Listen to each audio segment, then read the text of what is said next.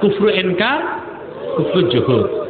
জুহুদের উদাহরণটা দেখেন, সহিহ আল বুখারী কিতাবুল মাগাজি, দেওবন্দের ছাপ 563 পৃষ্ঠা, আর সৌদি আরবের ছাপ 691 পৃষ্ঠা।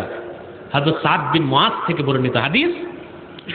হাদিসে এসেছে হযরত সাদ বিন মুআজ রাদিয়াল্লাহু তাআলা আনহু কানা সাদীকান লিউমাইয়া ইবনে খালাফ, উনি উমাইয়া ইবনু খালাফের বন্ধু ছিলেন। কি ছিলেন? উমাইয়া ইবনু, ভুল উচ্চারণ করে খালফ, আসল উচ্চারণ খালাফ। উমাইয়া ইবনু, তার প্রসিদ্ধ উপাধি ছিল আবু সাফওয়ান। আবু, সে ছিল হযরত সাদ বিন মুআজ রাদিয়াল্লাহু তাআলা আনহুর ঘনিষ্ঠ বন্ধু। এমন বন্ধু যে হযরত সাদ যখন এই মক্কা শরীফ থেকে মদিনা শরীফ যেতেন, মদিনা শরীফ থেকে মক্কা শরীফ আসতেন, তো উমাইয়ার বাড়িতে থাকতেন। আর উমাইয়া যখন ব্যবসা করতে শাম যেত, মদিনা শরীফ গেলে হযরত সাদের বাড়িতে থাকতো। এত বন্ধুত্ব ছিল, একজন একজনের সাথে পারিবারিক সম্পর্ক ছিল। রাসূল করিম সাল্লাল্লাহু আলাইহি সাল্লাম যখন হিজরত করে মদিনাতুত তয়্যিবাতে চলে গেলেন, তখন মক্কা থেকে মুশরিকদের মদিনায় যাওয়া বন্ধ, আর মদিনা মুনাওয়ারা থেকে সাহাবায়ে কেরামের মক্কায় আসা বন্ধ।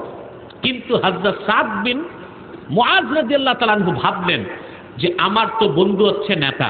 বন্ধু কি দেখেন না, মানুষ নেতার জোরে অনেক কিছু করে, কথা কয় না, নেতার জোরে। তো ভাবছে আমার তো নেতাই আছে উমাইয়া ইবনু খালাফ, সে হচ্ছে সেকেন্ড ইন কমান্ড, আবু জেহেলের পরে সবচেয়ে বড় নেতা, মানে একটা নেতা, একটা পাতি নেতা, এরপর একটা হাতি নেতা, ঠিক না, এরপর একটা নাতি নেতা, এখন অভাব নাই। দেখেন না কত রকম নেতা বের হয়ে গেছে। তো এই হযরত সাদ বিন মুআজ রাদিয়াল্লাহু তাআলা আনহু মক্কা বিজয়ের আগে মদিনা শরীফ, মদিনা মুনাওয়ারা থেকে মক্কা আসছেন উমরা করার জন্য। কি জন্য? অথচ ভয়তে তখন কেউ মক্কা শরীফে আসতো না। উনি আসছেন কেন? নেতা তার বন্ধু, নেতা তার। তো বাড়িতে এসে উঠছেন সাদ বিন মুআজ রাদিয়াল্লাহু তাআলা। সকালবেলা তিনি উমাইয়া বিন খালাফকে বললেন, ইয়া আবা সাফওয়ান উনজুর লি সাআতা খালওয়াতিন লিআল্লি আতুফা বিল বাইত, লিআল্লি আন আতুফা বিল বাইত। যে দোস্ত, আমি তো একা বের হইতে পারি না, আবু জেহেল দেখলি তো আমাকে ধরবে, মারবে, কারণ আমি মুসলমান, হিজরত করে চলে গেছি, আবার মক্কায় আসছি। তুমি আমার জন্য একটা খালি সময় বের করো, চুপচাপ যে আমি 7টা চক্কর দিয়ে যেন তো চলে আসতে পারি আল্লাহর ঘর। ঠিক দুপুর বেলা কেউ তোয়াফ করতো না, প্রচন্ড গরম। এখনো দেখবেন আল্লাহর ঘরে তো লক্ষ লক্ষ মানুষ তোয়াফ করে, কিন্তু দুপুর বেলা একটু খুব গরম থাকলে একটু কম, মানেও অন্তত কয়েক লক্ষ লোক তোয়াফ করতে থাকে। সুবহানাল্লাহ, সুবহানাল্লাহ। তখন দুপুর বেলা হাজি কেউ নাই, খালি সাদ বিন মুআজ রাদিয়াল্লাহু তাআলা আনহু এসে তোয়াফ করছেন। 7 চক্কর হইছে পরি দেখে খবিসটা দাঁড়ানো, আবু জেহেল যেটার জন্য এত আয়োজন এটাই দাঁড়ায় আছে, চোখ দুটা লাল হয়ে গেছে। লাল করে বলল, সাদ, তুমি এসেছো কোন সাহসে মক্কায়? বাপদাদার ধর্ম ছেড়ে মুহাম্মদ সাল্লাল্লাহু আলাইহি ওয়াসাল্লামের সাথে হিজরত করছো, আবার আসছো মক্কায়? আবু সাফওয়ানের দিকে তাকায়া আবু জেহেল বলল, সাদকে, যদি আমার বন্ধু আবু সাফওয়ানের সাথে না থাকতা তো অবশ্যই তুমি সুস্থ দেহে মদিনা ফিরতে পারতাম না। এবার হযরত সাদ রাদিয়াল্লাহু তাআলা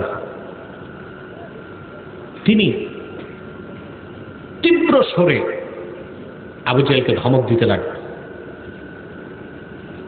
ধমক দিয়ে কি বলল জানেন? যে আবু জেহেল, তুমি আমাকে মক্কায় পেয়ে মারতা, আমিও কিভাবে মদিনার পথ দিয়া ব্যবসা করতে শামে যাও দেখতাম। সুবহানাল্লাহ কর। আসলে মুমিন কিন্তু কখনোই চুপ থাকতে, আমরা হিকমত বুঝি না। হিকমতের অর্থ কি করছি আমরা? চুপ থাকা। চুপ থাকার নাম হিকমত? কথা কয় না, হক কথা কয় না। ভাই এখন হক কথা বললে মামলা হবে, হামলা হবে, জেল হবে, জুলুম হবে। চুপ থাকো, হিকমত ইখতিয়ার করো ভাই। কিন্তু হিকমত তো বুঝলাম না। হ্যাঁ, হিকমতের অর্থ করতে আমরা কৌশল, ঠিক না? অথচ ইমাম রাজি তাফসীর কবীরে লিখেছেন, লা রাইবা আন্নাল হিকমাতা হিয়াল হুজ্জা। আল্লাহ যে উদু ইলা সাবিলি রাব্বিকা বিল হিকমা, হিকমতের সাথে দাওয়াত দিতে বলছেন, ওই হিকমত মানে চুপ থাকা নয়। হিকমত মানে হচ্ছে হুজ্জাত, দলিল পেশ করে দাওয়াত দাও। আর সেই দলিলের নাম আমরা কি দিছি? কৌশল। চুপ থাকো, এখন কথা বললে পরিবেশ গরম হয়ে যাবে, চুপ থাকো। এখন কথা বলতে গেলে লিস্টে নাম উঠবে, চুপ থাকো। এখন এই পরিস্থিতিতে চুপ থাকা ভালো। বিগত 4টা বছর আমারে যারা ভালোবাসে তারা আমারে কতই না নসিহত খয়রাত করলো যে একটু চুপ হন, কথা একটু কম বলেন। আমি দেখেছি একেবারেই কথা বন্ধ হয়ে গেছে বাংলাদেশ। অতএব আর চুপ থাকা যায় না। মুহাম্মদ সাল্লাল্লাহু আলাইহি ওয়াসাল্লামের এই নগণ্য গোলামের জীবনের বিনিময়ে যদি হক কথা চলতে থাকে, বাংলাদেশ আল্লাহর গজব থেকে রক্ষা পাবে। আর যদি হিকমতের অপব্যাখ্যা করে, হিকমতের দোহাই দিয়ে সবাই হক কথা বন্ধ করে দেন, এ দেশটা স্পেন এবং ফিলিস্তিনের মতো, ফিলিপাইনের মতো বিজাতিরা গজব হয়ে দেশের মানুষের মাথায় মুসাল্লাত হতে পারে। এই স্পেন একসময় মুসলমানদের হাতে ছিল, ফিলিপাইন মুসলমানদের হাতে ছিল, এখনো মুসলমানরা জিহাদ করতেছে, ঠিক কি না? ফিলিস্তিন আমাদের হাতে ছিল। এই হিকমতের দোহাই দিয়া প্রতিবাদ না করে, হক কথাগুলো বন্ধ করে আজকে আমরা ইহুদি খ্রিস্টানদের হাতে দেশগুলোকে তুলে দিয়েছে, ঠিক না বলেন? অতএব 360 আউলিয়ার বাংলাদেশ, শাহজালাল, শাহপরান, শামাদ্দুল, শাহ কারামত আলীর বাংলাদেশকে বিজাতিদের হাতে তুলে দেওয়া হবে না, হবে না, ঠিক না বলেন?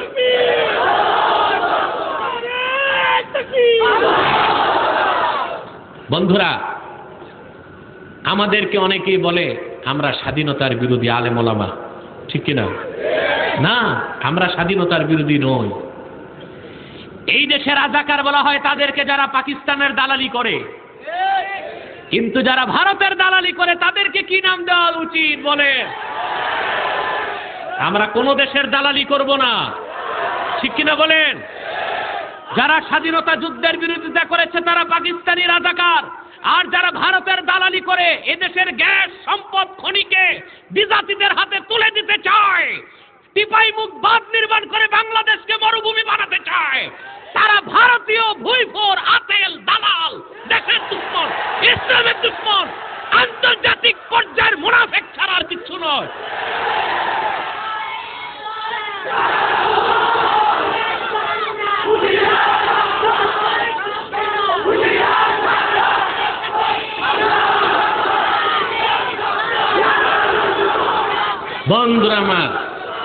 বন্ধুরা আমার, যে কথা বলছিলাম, মুসলমান চুপ থাকতে পারে?